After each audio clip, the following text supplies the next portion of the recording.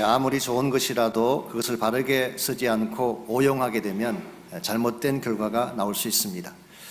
약이라고 하는 것은 건강과 치료에 꼭 필요한 것이죠. 그러나 이것을 어뷰즈하게 되면 오히려 해가 됩니다. 예컨대 몰핀이나 진통제를 오용하면 마약이 되지 않습니까? 공권력이라고 하는 것이 사회 질서와 공공의 안전에 꼭 필요한 것입니다. 그러나 이것을 오용하면 무고한 시민을 압제하고 탄압하는 데 사용될 수가 있습니다. 사랑이라고 하는 것 소중하고 아름다운 것입니다마는 이것을 잘못되게 사용하면 오히려 상처를 안기고 아픔을 남길 때가 흔히 있습니다.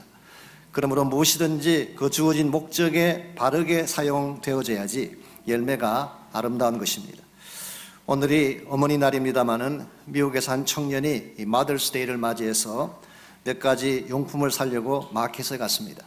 그런데 웬 할머니 한 분이 계속 청년의 뒤를 따라다니는 것입니다. 처음에는 우연이겠지 생각했는데 계속 따라옵니다. 이쪽으로 가면 이쪽으로 오고 저쪽 가면 저쪽으로 가고. 그래서 할 수 없이 청년이 멈춰서서 물었어요. 아니 왜 자꾸 제 뒤를 따라오시는 것입니까? 그랬더니 할머니가 미안하다고, 당신을 보니까 오래전에 집을 떠나간 자기 아들이 생각이 나서 그랬노라고. 그 말을 듣는 순간 청년에게 좀 안 된 마음이 들어왔습니다. 아니 어머니 날인데 함께할 아들조차 없다니, 그런 생각이 들어서 괜찮습니다. 혹시 제가 뭘 해드릴 것이 없을까요? 물었어요. 그랬더니 할머니가 답변하시기를 다른 건 필요 없고 나중에 제가 체크아웃 카운터 앞에 섰을 때에 저를 향해 손을 흔들면서 한마디만 해주십시오. Goodbye, mother. 한마디만 해주십시오. 그 정도야 못 해드리겠냐고. 그래서 할머니가 카운터 앞에 서실 때 큰 소리로 Goodbye, mother이라고 외쳐주었어요.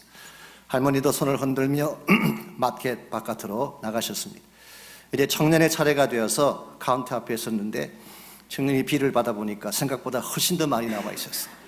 아니 몇 개 사지도 않았는데 왜 이렇게 비리 많이 나왔냐 물었더니 방금 당신 어머니가 사신 것까지 합산한 것이라고.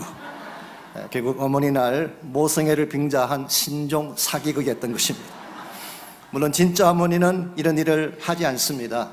오히려 자식을 위해 희생을 했으면 했지 자식을 이용해서 자기 이익을 챙기는 일은 결코 하지 않습니다. 그럼에도 불구하고 이것을 오용하게 되면 그 아름답고 순결했던 어머니의 사랑이 훼손을 당하는 것입니다. 하나님의 사랑과 은혜도 마찬가지라고 생각합니다. 얼마나 고귀하고 아름다운 사랑이고 은혜입니까? 우리같이 더럽고 누추한 죄인들을 예수님을 보내셔서 맑게 죄를 씻겨주시고 다시는 죄를 묻지 않으시고 완전한 용서와 자유함 가운데 살도록 은혜를 베풀어 주셨습니다. 이것이 하나님의 말로 다 할 수 없는 극진하신 은혜인데, 만일 우리가 이것을 오용한 나머지 정죄에서 풀려나시니까 이제 내 마음대로 살자, 내 하고 싶은 대로 살자, 그렇게 하게 된다면 하나님의 순수한 은혜를 저버리는 것이요 하나님의 기대를 벗어나는 것이 되는 것입니다. 여러분과 제가 예수님을 영접하고 크리스찬이 되었습니다. 예수 믿은 이후에 흔히 이와 같은 자세를 취하는 분들을 많이 만나볼 수가 있습니다. 이젠 구원받았으니까, 천국 가게 됐으니까, 그리고 율법의 모든 정죄에서 벗어났으니까 이젠 마음대로 살아도 괜찮겠지, 이와 같은 애티튜드로 크리스찬 삶을 사는 사람들이 많이 있습니다. 심지어는 하나님의 은혜를 빙자해서 나의 욕심을 채우고 나의 정욕을 채우면서도 전혀 미안한 마음조차 갖지 않는 케이스를 보게 됩니다. 그러나 이것은 성경이 말하고 있는 크리스찬 삶의 바른 모습은 아닙니다. 정말 하나님의 사랑을 안다면, 하나님의 은혜가 무엇인지를 바로 안다면 이와 같이 은혜를 저버리며 마음대로 사는 것이 아니라 오히려 은혜를 받았기 때문에 더 경건하게, 더 진실되게, 더 바르게 살아야 하는 것입니다. 그래야지 하나님의 은혜가 쏟아지지 않게 되고 우리의 삶을 통해서 하나님이 영광을 받으시는 것입니다. 여러분은 크리스찬이 된 이후로 어떤 모습으로 크리스찬 삶을 살아오셨는지요? 정말 은혜를 은혜답게 여기면서 은혜 속에서 바른 결실을 맺으며 살아오셨습니까? 혹시라도 우리의 삶 가운데에 은혜를 오용하고 은혜를 배반하고 내 뜻, 나의 정력을 채우기 위한 삶으로 가득 차 있다면 반드시 우리는 이것을 회복해야 되고 하나님이 기뻐하시는 열매를 향해 바르게 나아가야 됩니다. 어떻게 할 때에 은혜로 구원받았기 때문에 오히려 더 경건하고 바르게 크리스찬 삶을 살아갈 수가 있을까요? 오늘 같이 이 본문에 보시면은 은혜로 구원받은 자가 맺어야 될 열매에 대한 말씀이 소개되어 있습니다. 먼저 15절 말씀 보시면 그런 적 어찌하리요 우리가 법 아래 있지 아니하고 은혜 아래 있으니 죄를 지으리요. 바울은 이 질문으로 오늘 본문을 시작하고 있습니다. 더 정확하게 말씀드리면 바로 앞절인 14절에서 이미 제기했던 문제를 되묻고 있는 그런 장면이라고 할 수가 있죠. 너희가 법 아래 있지 않고 은혜 아래 있다라고 선포를 합니다. 이 법 아래 있다는 말의 뜻은 율법의 지배하에 있다는 뜻입니다. 즉 율법의 조항을 따라 사는 삶. 그러므로 지난번에 소개해드렸던 것처럼 율법은 우리를 정죄하는 기능을 가지고 있기 때문에 율법 아래서 율법의 조항을 따라 살게 되면 필연적으로 노예가 될 수밖에 없습니다. 비참해지게 되고 죄의 노예처럼 무겁게 사는 것입니다. 그런데 하나님께서 이와 같이 율법 하에 법 아래 살아갔던 여러분과 저를 예수 그리스도의 십자가 사건을 통해서 그 율법의 속박에서 건져내어 주셨어요. 그리고 하나님의 은혜 안으로 들어와서 완전한 용서와 자유를 누리게 해주셨습니다. 이것은 말로 다 할 수 없는 큰 축복이고 사실 이것은 복음의 핵심이라고 할 수가 있습니다. 그런데 사도 바울이 가는 곳곳마다 이와 같이 율법에서 벗어나서 하나님의 은혜로 의롭게 된 사실을 전파하니까 이 말을 듣는 사람들 중에 오해하는 사람들이 등장하기 시작했습니다. 즉 우리가 의롭게 되는 것은 율법을 통해서가 아니라 믿음으로, 오직 믿음으로 의롭게 된다는 이 메시지를 오해하는 사람들 가운데에 아하, 그렇다면 율법은 더 이상 지킬 필요가 없구나, 율법대로 살아갈 필요가 없구나, 소위 말하는 율법 폐지론자들이 등장하기 시작했어. 엔타이노미아니즘. 이 노모스라는 말이 헬라 말로 법이란 뜻인데 엔타이노미니스트, 율법이 필요 없다고 말하는 율법 폐지론자들 혹은 도덕 폐지론자들, 이런 사람들이 교회 안에 등장하기 시작한 것입니다. 즉 우리는 율법에서 자유케 되었고 그래서 율법이 우리를 억압하지 못한다면, 또 하나님이 우리를 모든 죄 가운데서 용서해 주셨다면 율법 따라 살 필요가 뭐가 있냐, 도덕적인 삶을 추구할 필요가 뭐가 있을까, 이런 생각을 가진 사람들이 생겨나기 시작했어요. 제가 높아지면서 짚고 넘어갈 것이 하나 있다면 율법 자체는 물론 구원의 방편은 아닙니다. 그렇다고 해서 율법이 필요 없어진 것은 아니에요. 오늘 많은 분들이 그것을 오해하고 있습니다. 사도 바울이 말한 것은 율법을 통하여 구원받는 것이 안 된다고 말한 것이지 율법 자체가 필요 없다, 폐지되었다, 그렇게 말하고 있지 않아요. 7장에 가서 다시 한번 다루겠습니다만은 실제로 구약 성경에 보면은 많은 율법들이 나옵니다. 십계명을 비롯해서 많은 율법들이 나오는데 율법도 하나님 말씀의 한 부분이에요. 말씀이 율법입니다. 그러므로 구약 시대에 기록된 율법이라고 해서 필요 없는 것이고, 우리는 신약 시대에 은혜로 살기 때문에 율법 지키지 않아도 된다는 것은 굉장히 위험한 발상이고 잘못된 생각입니다. 율법 속에도 하나님의 가치가 들어있어요. 모든 율법 속에는 하나님께서 보여주기를 원하는 삶의 프린시플이 들어있어요. 그러므로 율법을 지킴으로 구원받는 것은 잘못된 것이지만, 구원받은 이후에 율법과 하나님 말씀이 제시하는 바른 길을 택하는 것은 마땅히 해야 될 소중한 크리스찬 삶의 부분인 것입니다. 그래서 오늘 본문에서 사도 바울은 너희가 은혜 아래 있기 때문에 율법을 무시하고 또 정죄받는 것을 무시하고 마음대로 살 수 있겠느냐라는 질문을 던진 후에 단호하게 답변을 적고 있습니다. 그럴 수 없느니라. By no means. 절대로 이런 일은 있을 수가 없다. New Living Translation은 of course not.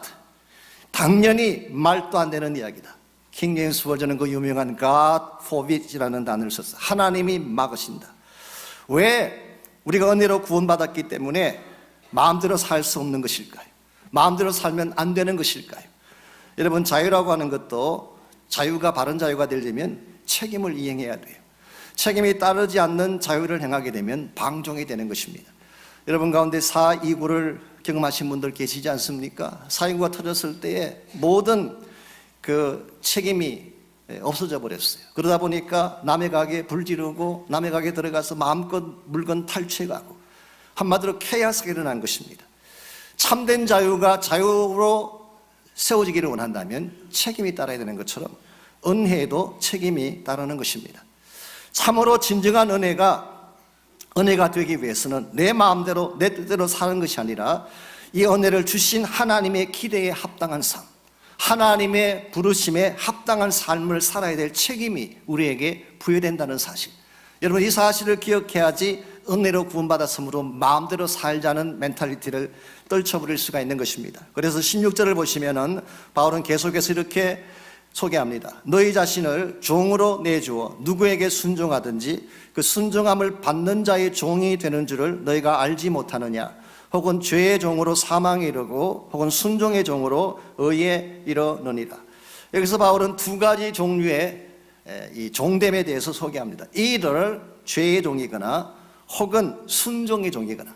이 순종의 종이라는 것은 좀 풀어 설명하면 하나님께 순종하는 종, 그러므로 하나님의 종이라고 번역해도 괜찮습니다. 우리는 이 일을 죄에 묶여 끌려가는 죄의 종이 되든지 아니면 하나님에게 이끌려 사는 하나님의 종이 되든지, 엄격한 의미에서 어느 누구도 자유로운 자가 없어요. 여러분 생각에 나는 자유인인데 무슨 말이냐 그럴지 모르지만 여러분 모두도 퍼펙트한 의미에서 자유는 아니에요. 우리 속에는 무언가가 우리를 이끌고 가는 주체가 있기 때문에, 어떤 사람은 권력이라고 하는 것이 우리를 이끌기 때문에 권력의 노예가 되는 경우가 많이 있어요. 본인은 부정하고 싶겠지만 물질에 끌려다니시는 분들, 물질의 노예돼서 사는 경우를 흔히 볼 수가 있어요. 명예에 끌려다니시는 분들, 쾌락에 끌려다니시는 분들, 열등감이나 디프레션에 끌려다니시는 분들, 본인은 아니라고 부정하고 싶지만 사실은 슬레이브예요.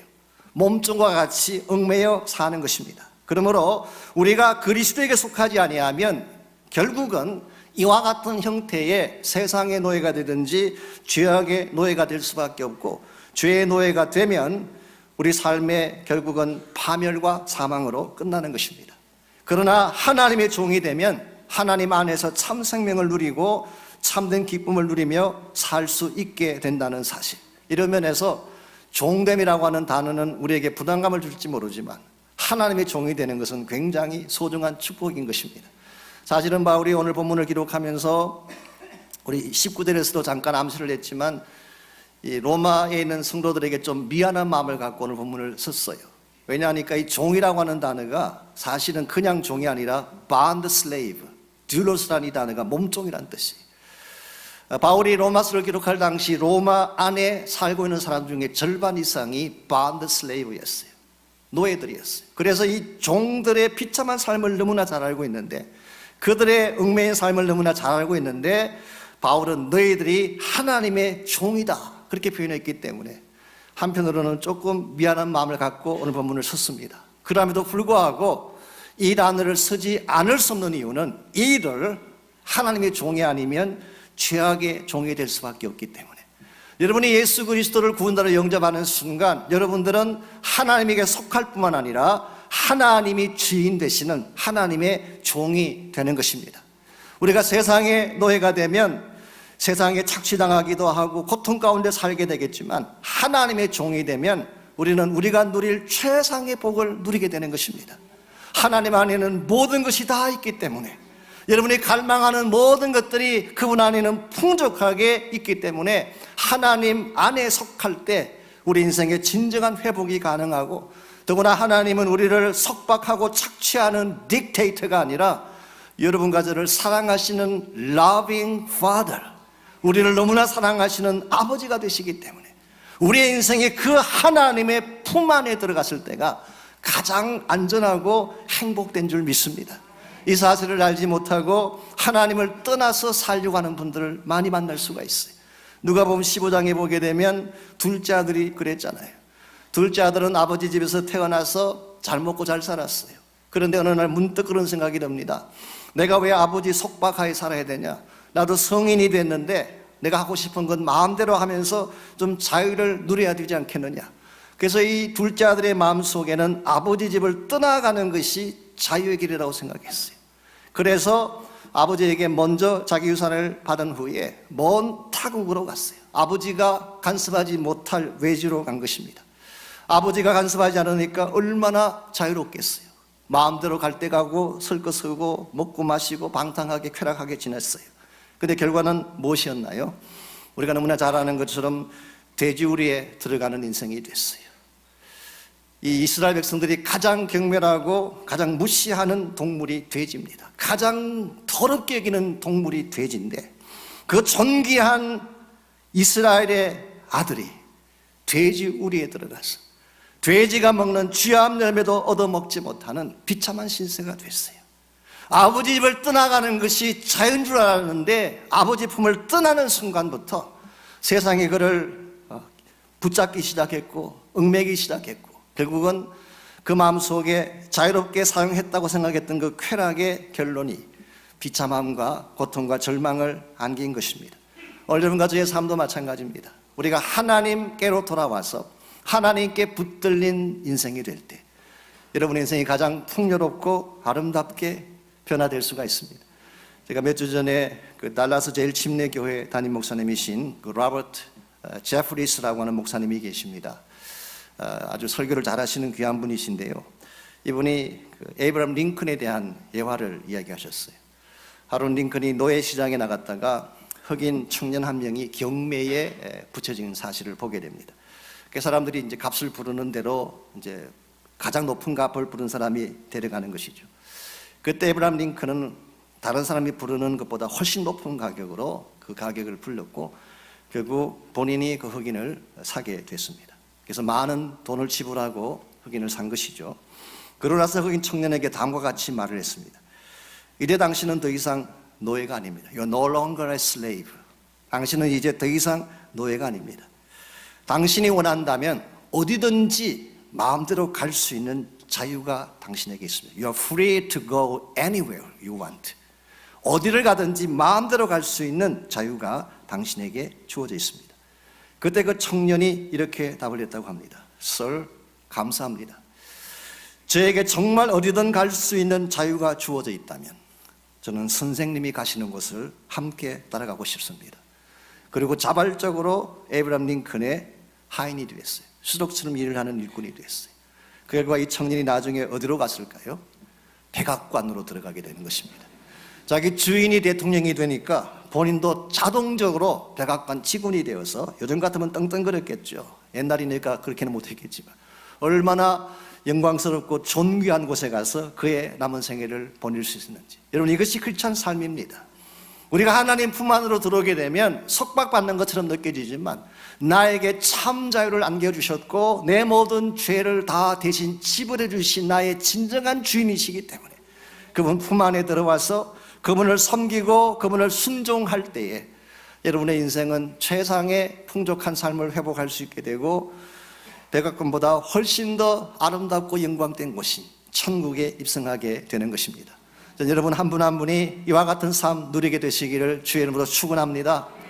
자유했기 때문에 마음대로 사는 삶이 아니라 하나님의 은혜와 사랑을 알기 때문에 더 경건하게, 더 바르게, 더 하나님의 영광을 위해 달려갈 수 있는 인생.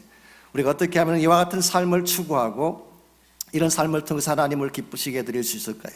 오늘 본문에 보시게 되면 은혜 아래 살면서도 더 경건하고 바르게 사는데 꼭 필요한 세 가지 중요한 삶의 원리가 오늘 본문에 소개가 되어 있습니다.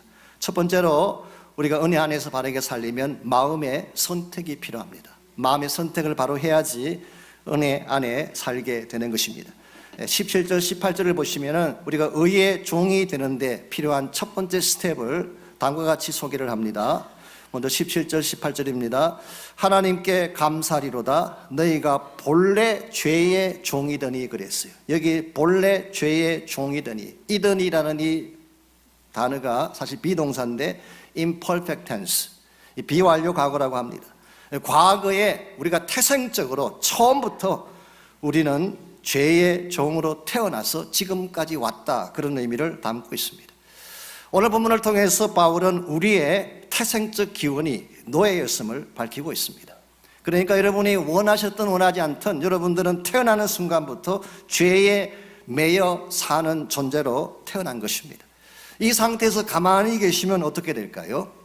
아무것도 하지 않고 가만히 계시면 죄 가운데 끌려가다가 결국 돌아가시면 지옥 가시는 거예요. 다른 방법이 없어요. 그래서 여러분들은 이와 같이 우리의 태생 자체가 죄의 노예로 태어났기 때문에 반드시 의지적인 결정을 해야 돼요. 우리 페이트에 나오는 단어를 빌려서 표현하자면 하나님의 용서는 available 합니다. 하나님의 용서는 모든 자에게 다 가능해요. But not automatic. 그러나 자동적으로 되는 것은 아닙니다. 우리의 소속이 아담의 라인에서 태어났는데 아담의 라인에 서 있던 우리가 그리스도의 라인으로 옮겨지려면 반드시 의지적 마음의 선택이 필요한데, 이것을 신학적 용어로는 회심이라고 말합니다. conversion, 방향을 턴하고 바꾸는 것을 말하는 것입니다. 우리가 지금까지 죄를 향해 달려가던 우리 인생이 의의 주인이신 그리스도에게로 옮겨오려면 반드시 마음의 선택을 해야 되는데, 이 마음의 선택을 하는데 4가지 요소가 필요합니다. 오늘 본문 17절로 다시 보시게 되면 이건 사실 팀 켈러가 쓴 로마서에 나오는 4가지 리스트입니다. 그걸 제가 간단하게 소개를 해드리자면요, 17절로 다시 보십시오. 너희가 본래 죄의 종이더니 너희에게 전하여 준 교훈의 본을 그랬어요. 제일 첫 번째로 필요한 것이 교훈의 본을 받는 것이 필요합니다. 여기서 교훈의 본이 뭔가라고 할 때에 이것은 쉽게 표현하면 복음을 말합니다. 즉 바울이 전해준 복음, 여러분 어떤 존재도 복음 듣지 않고 하나님께로 돌아올 수는 없어요. 그래서 우리가 선교해야 되는 것입니다. 복음이 전거되지 않는 곳에 반드시 가서 복음을 전해야 될 이유가 여기 있습니다. 이 복음을 듣는 것이 제일 첫 번째 요소예요. 두 번째로 마음으로 그랬어요. From heart. 모든 것은 마음에서 시작되는 것입니다. 아무리 좋은 것이라도 마음을 열지 아니하면 우리에게 와닿을 수가 없어요. 아무리 위대한 스토리, 위대한 사건을 설명해 주어도 내 마음이 닫혀 있으면 나에게 아무런 감동이 없습니다. 그래서 2000년 전에 예수님께서 돌아가신 십자가 사건이 아무리 위대하고 위대해도 마음을 열 때까지 그것은 나에게 감동을 주지 못해요. 그래서 교회 다니시는 분들이 십자가 찬송 부르면서 눈물을 흘리면 왜 눈물 짜냐고 그렇게 말할 수밖에 없어요. 마음이 닫혀 있기 때문에 모르는 것입니다. 그래서 마음으로. 세 번째 요소가 순종하여입니다. 순종하여 죄로부터 해방되었다. 여기서 바울은 순종이라는 단어를 썼지만 실제 문맥을 가지고 설명하자면 이 단어는 믿음이라는 단어와 동의어로 사용을 했어요. 순종한다는 것과 믿는다고 하는 것은 분리할 수 있는 단어가 아니라 사실은 동전의 양면같이 한 가지인 것을 바울은 소개하고 있습니다. 그래서 참고로 같은 내용을 기록하고 있는 로마서 10장 10절에 보게 되면 마음으로 믿어 의에 이른다고 표현했어요. 즉 우리가 의의 종이 되는 그 과정에는 순종하여 의에 이른다고 했는데, 오늘 본문에서는 로마서 10장 10절에서는 마음으로 믿어, 이런 면에서 믿음과 순종은 동의어입니다.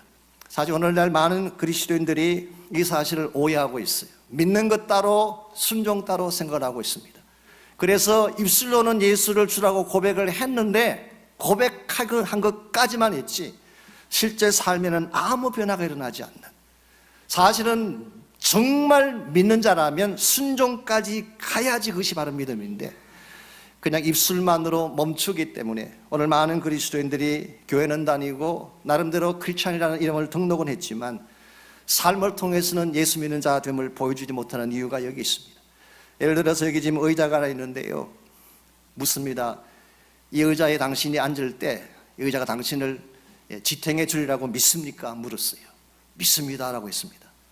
그때 그렇다면 당신이 이 의자에 한번 앉아보십시오. 근데 방금 믿습니다고 이야기한 이 사람이 실제로 의자에 앉는 것을 하지 않는다면 이 사람이 믿은 것일까요? 안 믿은 것일까요? 실제로는 안 믿은 거예요. 정말 이 의자가 나를 받쳐준다는 것을 믿었다면 믿었다는 고백과 함께 앉을 수 있어야 돼요. 믿는다고 말은 하지만 실제로는 앉지 않는다면 믿지 않는 것입니다. 여러분이 정말 기도를 믿는다면 기도하셔야지 기도를 믿는 거예요. 하나님의 사랑을 믿는다면 실제로 하나님 은혜 앞에 나와야지 사랑을 믿는 거예요. 오늘 많은 그리스도인들이 믿는다고 하는 이 외적인 표현과 실제적인 삶의 순종을 분리하기 때문에 오늘 정말 맺혀져야 될 그리스도인 삶의 열매가 없고 하나님이 기뻐하는 영광이 없는지도 모르겠어요. 이와 같이 우리가 의의 삶으로 나아가려면 복음이 필요하고 마음을 여는 것이 필요하고 순종하는 것이 필요하지만 여기에 덧붙여서 또 한 가지 더 중요한 요소가 있습니다. 그것이 바로 하나님의 은혜예요. 우리 17절을 시작하는 부분을 다시 한번 보십시오. 17절에서 의로 변화되는 과정을 소개하면서 제일 첫 번째 등장하는 센텐스가 뭔가요? 하나님께 감사하리로다. 왜 바울이 이 말을 적었을까요? 이제부터 일어날 모든 과정이 궁극적으로는 하나님께서 하시는 일이다. 이걸 우리에게 알게 하기 위해서 이 표현을 쓴 것입니다. 우리가 예수를 믿게 된 거, 내가 하나님 앞에 마음의 문을 열게 된 거, 그래서 내가 구원받게 된 이 모든 사건 뒤에는 하나님이 계신 것입니다. 우리 페이트를 해보면은 가끔 그런 반문을 받습니다. 아니 목사님, 일평생 동안 예수 몰랐던 사람이 20분 30분 복음 전한다고 어떻게 변화되어 새 사람이 되겠습니까? 그러므로 이것은 practically 합당하지 못합니다, 이렇게 생각하는 분들이 많이 계세요. 그렇습니다. 우리가 20분 동안에 어떻게 한 사람의 생애를 바꿀 수가 있겠어요? 30분 설명해가지고 어떻게 지금까지 살아왔던 삶의 줄기가 쫙 바뀌어져서 새롭게 될 수가 있겠어요? 그러나 여러분들, 여기 한 가지 우리가 고려하지 않는 중요한 팩트가 있어요. 우리에서 복음을 전하는 순간에 우리가 물론 열심히 복음 전하고 체계적으로 논리적으로 복음을 전하지만 그것만으로 사람이 변화되는 것은 아닙니다. 우리가 복음을 전할 때에 그 복음 앞에 그분이 마음의 문을 열면 그 순간 성령께서 그 사람을 거듭나게 하시는 것입니다. 우리가 아는 게 아니에요. 우리의 논리가 사람을 변화시키는 것이 아닙니다. 우리의 닥트린이, 우리의 체계적인 신학이 사람을 바꾸는 것이 아니라 이것에 대해서 마음의 문을 열고 결단할 때 성령께서 거듭나게 하시고 새 삶을 주시는 것입니다. 이런 면에서 우리가 하나님의 의 앞으로 나아가기 위해서, 죄를 향하여 가던 우리 인생에 하나님의 의 앞으로 나아가기 위해서 해야 될 첫 번째 스텝은 마음의 문을 열고 믿음으로 결단하는 것입니다. 예수님이 내 인생의 구원자요 주인이라는 사실을 인정하고 결단하는 것. 여러분 가운데 혹시 아직도 이 결단을 하지 못한 분이 계신다면 아직도 늦지 않았어요. 여러분 단순히 교회 다니시고 출석하는 것만으로 만족하지 마시고 여러분의 마음의 문을 열고 이 그리스도가 누구인지를 확인하고 마음에 억셉트하는 결단의 시간이 꼭 있기를 바랍니다. 이와 같이 믿음의 선택을 한 후에 두 번째로 필요한 것이 성장의 방향을 설정하는 것입니다. 우리가 이제 그리스도를 나의 구원자로 영접하게 되면 내 인생이 새 삶을 갖게 됐습니다. 앞으로 어느 방향으로 성장해 갈 것인가, 이 성장의 디렉션을 결정해야 되는 것입니다. 19절 20절 보겠습니다. 너희 육신이 연약함으로 내가 사람의 예대로 말하노니 전에 너희가 너희 지체를 부정과 불법에 내주어 불법에 이른 것 같이 이제는 너희 지체를 의에게 종으로 내주어 거룩함에 이르라 그랬어요. 여기 보게 되면 우리가 성장해가는 두 가지 종류의 방향을 바울이 소개합니다. 첫째는 너희 지체를 부정과 불법에 내어줌으로 불법을 향해 가는 방향. 우리말 번역에는 불법에 내어주어 불법에 이른다 그렇게 번역했지만 헬라 원문을 보게 되면 사실은 from lawless to lawless, 불법에서 불법으로 그렇게 번역할 수 있는 단어로 되어 있어요. 그래서 영어 성경 보시면은 NIV 같은 경우는 ever increasing wickedness, 날이 갈수록 점점 더 증가해가는 악함이라고 번역을 했어요. New Living Translation은 ever deeper into sin, 죄 가운데로 더 깊이 빠져 들어가는 것으로 번역을 했습니다. 여러분, 죄의 삶도 성장합니다. 죄의 삶도 가만히 있는 것이 아니라 갈수록 점점 심화되어져 가고 점점 깊어져 간다는 사실, 이걸 여러분이 인식할 필요가 있어요. 처음 죄 지을 때가 힘들지 몇 번 짓고 나면 쉬워져요. 그리고 한 가지 죄를 지으면 그 다음 죄를 짓는 게 또 쉬워져요. 그래서 그런지 요즘 뉴스를 보면요, 웬만한 건 기사거리도 안 됩니다. 한두 사람 죽어가지고는 신문에 내주지도 않아요. 몇십 명씩 죽어야 돼요. 엄청난 사건이 벌어져야지 사람들의 주목을 받는 것처럼 갈수록 우리의 삶 자체에서 죄가 성장해가는, 오늘 여러분의 삶의 디렉션이 죄를 향해 가게 되면 결국 죄는 점점 심화되어져 가고 타락은 점점 깊어져 가게 되고 절망은 점점 더 깊어져 가는, 이것이 바로 죄의 방향으로 갔을 때의 모습입니다. 그렇다면 반대의 경우가 있습니다. 우리의 지체를 하나님께 드리면 거룩함에 이르게 된다고 말하고 있습니다. 하나님께 나의 삶을 드리고 하나님께 나의 전신을 다 서밋하게 되면 우리의 삶이 점점 거룩하게 성장해 간다고 말합니다. 여러분들은 크리스찬이 된 이후로 어느 쪽 방향으로 여러분의 삶이 진행되고 있는지, 여러분의 영성은 어느 방향으로 자라가고 있는지, 거룩함을 향해 성장하고 있는지 아니면 세상적 타락을 향해 성장하고 있는지, 성결을 향해 나아가고 있는지 아니면 타락과 망가짐을 향해 나아가고 있는지, 우리가 그냥 단순히 세월을 많이 보낸다고 우리 삶이 변화되는 것이 아니라 우리의 성장의 디렉션이 바로 될 때, 하나님의 거룩함을 향하여 우리의 마음을 정하고 정말 말씀 앞에, 성령 앞에 나를 바르게 내어드릴 때 매일매일 우리의 삶이 변화될 수가 있고 결과적으로 하나님의 거룩함을 이루는 바른 그리스도인이 되는 것입니다. 여러분 잘 아시는 우리 영성학자 중에 유진 페러슨이라는 분이 계시죠. 이분은 캐나다의 그 리전트 칼리지에서 교수 생활을 오래 하셨고, 또 우리가 지금 읽고 있는 그 메시지 바이블을 번역하신 분이기도 한데요. 이분은 현대인들이 빠지기 쉬운 그 영성의 세 가지 형태를 소개했어요. 우리 현대인들이 추구하는 영성 가운데 세 가지 위험한 형태. 첫 번째로 소개한 것이 기계적 영성. 기계적 영성이라고 하는 것은 규격을 따라 기계적으로 영적 생활을 하는 것을 말합니다. 시간 맞추 기도하고 큐티하고 마치 숙제하듯이 착실하게 한 단계 한 단계 기계적으로 해나가는 경우, 이것은 사실은 건강한 영성은 아닙니다. 기계적인 영성에는 생명이 없어요. 우리가 큐티를 할 때 주님을 만나기 위해서 큐티를 해야 되는데, 여러분이 어떤 규격을 정해놓고 규격을 지키기 위해서 큐티를 하게 되면 이건 진정한 의미에서 하나님 만나는 시간이 아니에요. 저희 교회에서도 제자훈련을 합니다만 가끔, 항상 그런 것은 아니지만 가끔 좀 우려가 되는 것 중에 하나가 숙제하기 위해서 큐티하는 분들이 계세요. 뭐 대다수는 그렇게 안 하신 줄 압니다만은, 그래서 이 큐티를 할 때에 주님을 묵상하는 것이 아니라 그 다음 주일 숙제를 점검할 선생님을 묵상하면서 뭐라고 답변하실까 이걸 염두에 두고 큐티하는 경우, 이런 경우에는 진정한 영성이 회복될 수가 없습니다. 이게 기계적 영성이에요. 두 번째가 위선적 영성이 있습니다. 보이기 위한 영성이죠. 금식을 해도 그냥 혼자 못합니다. 초췌한 얼굴을 보여줘야지, 사람들이 좀 뭔가 말을 해줘야지 마음에 기쁨이 주어지는 경우, 이게 사실은 예수님 당시에 바리새인들이 추구했던 티피컬한 영성이었어요. 바리새인들이 우리보다 기도를 적게 한 게 아닙니다. 우리보다 영적 생활을 소홀히 한 게 아니에요. 그들은 금식하고 일주일에 2번씩 구제도 하고 뭐 성경 암송하고 굉장히 노력을 많이 했어요. 그럼에도 불구하고 왜 예수님께서 바리새인들의 영성을 책망하셨을까요? 그들 마음속에 진심이 없고 보여주기 위한 위선적인 영성이었기 때문에, 그래서 회칠한 무덤이라고 책망하신 것입니다. 세 번째 영성의 케이스, 이건 조금 조심스럽긴 한데요, 경건주의적 영성을 위험하다고 그분은 이야기하셨어요.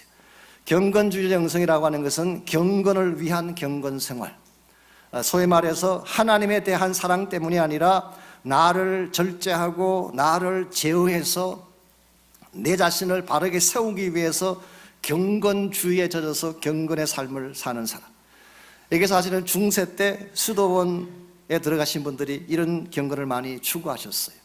그래서 아침에 일어나서 묵상하고 뭐 금식하고 종일 하나님만 생각하고, 어떤 면에서는 참 거룩해 보이고 좋아 보입니다만은, 그러나 이것은 예수님께서 말씀하신 경건하고는 좀 거리가 있어요. 주님께서 말씀하시는 참된 크리스찬의 경건한 삶은 세상 속에서의 경건입니다. 나의 골방에서의 경건이 아니라, 수도원 속에 들어가서의 경건이 아니라 직장 안에서, 가정 안에서, 사회 한가운데서 우리가 예수를 믿기 때문에 우리 안에서 번져 나올 수밖에 없는 거룩한 영향력, 거룩한 인격의 영향력, 이게 주님께서 기대하시는 건강한 영성이에요. 오늘 그리스도인들이 이와 같이 정말 날마다 말씀을 통하여 성령을 통하여서 우리의 내면 자체가 이렇게 변화되어져 가기 시작하면 우리가 가는 곳곳마다 하나님의 빛이 선포될 수가 있고 복음의 빛이 증거되어지게 되는 것입니다. 이와 같이 우리가 은혜로 구원받고 은혜 안에 살고 있음에도 불구하고 더 바르게 살기를 정말 원한다면 1차적으로는 마음에 결단하셔야 돼요. 이제는 예수님을 내 인생의 주인으로 억셉트하는 마음의 결단. 두 번째는 여러분의 삶의 디렉션이 holiness, 거룩함을 향해야 됩니다. 마지막 세 번째로 열매에 대한 바른 인식이 있을 때 여러분들이 은혜 아래 살지만 함부로 살지 않게 됩니다. 우리 20절에서 23절까지를 보십시오. 거기 보게 되면 우리가 맺게 될 열매에 대해서 소개를 합니다. 너희가 죄의 종이 되었을 때는 의에 대하여 자유로웠느니라. 쉽게 표현하면 죄를 따라다닐 때는 의에 대한 부담이 없었다는 뜻이에요. 뭐 바른 길, 옳은 길 아무 부담이 없어요. 내 마음대로 살 수 있었죠, 그때는. 근데 한 가지 문제가 있습니다. 이와 같이 죄의 동에 대해서 의와 상관없이 살아가는 건 오케이인데 한 가지 문제가 21절에 기록되어 있습니다. 너희가 그때에 무슨 열매를 얻었느냐? 이제는 너희가 그 일을 부끄러워하나니 이는 그 마지막이 사망이기 때문이라고 했어요.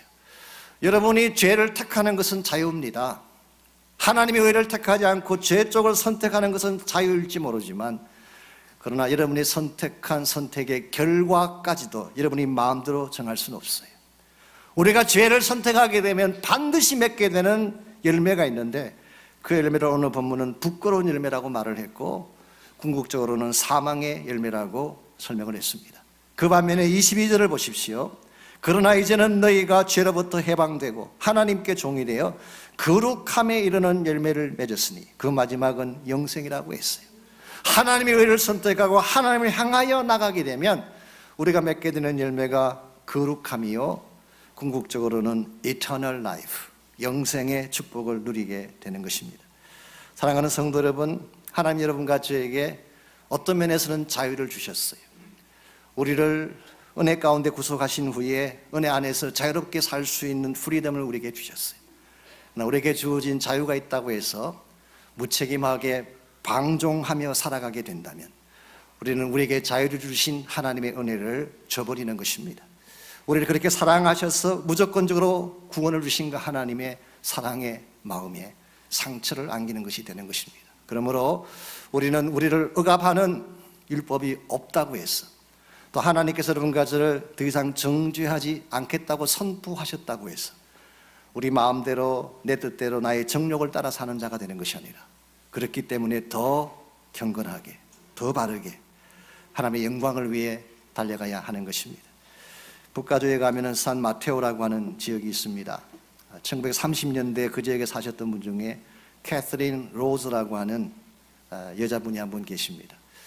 그분의 별명이 죄수들의 어머니라고 하는 별명을 갖고 있었어요. 왜냐하면 이분은 일평생 동안 그 산 마테오 카운티 안에 있는 프리즌을 다니면서 그 안에 있는 많은 죄수들을 하나님의 사랑으로 섬겼습니다.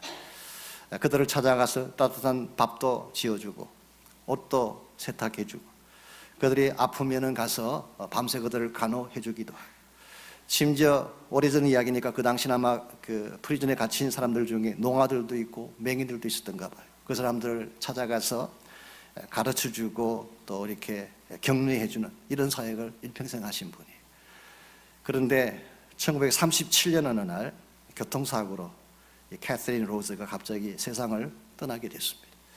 이 소식이 교도소 안에 알려지게 되자 이 교도소에 있는 600여 명의 죄수들이 다 이 돌아가신 분을 추모하고 싶어하고 그분의 장례식에 참석하기를 원했어요. 소장을 찾아가서 부탁을 했습니다. 로즈 여사는 우리의 어머니입니다.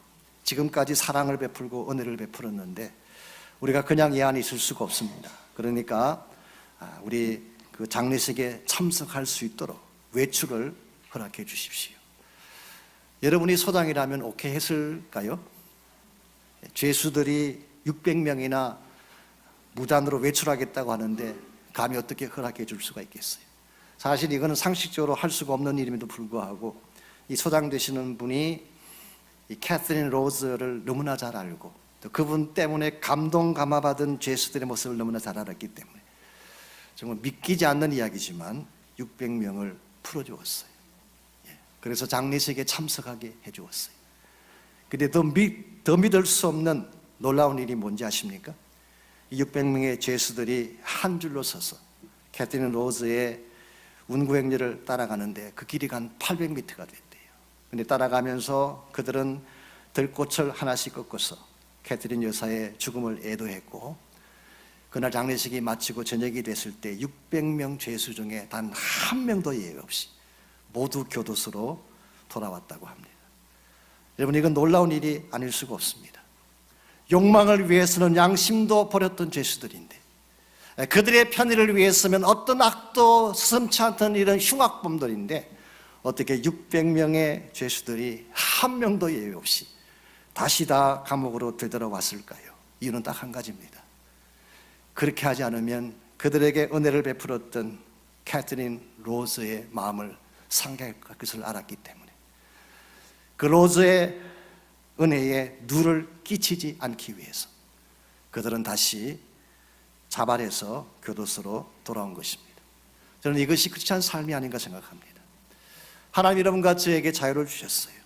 세상이 알 수 없는 은혜를 베풀어 주셨어요.